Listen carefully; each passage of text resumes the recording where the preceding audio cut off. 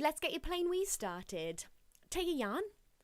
You want to go under the first string, over the second string, under the third string, and continue.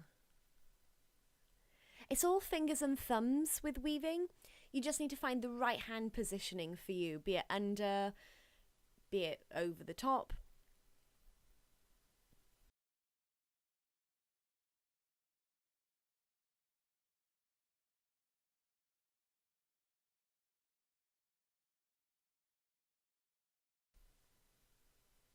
Continue over and under all the way to the end.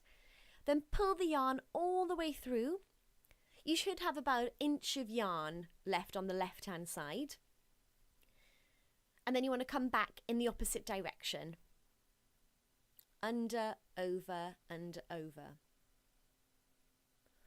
Now it's important to remember when you're coming back in the opposite direction, you need to do the opposite of what you did on the previous string. So if on the previous string you went over the string, you want to go under the string on your way back. So here you can see on the top line and the bottom line I've done the complete opposite, as kindly pointed out.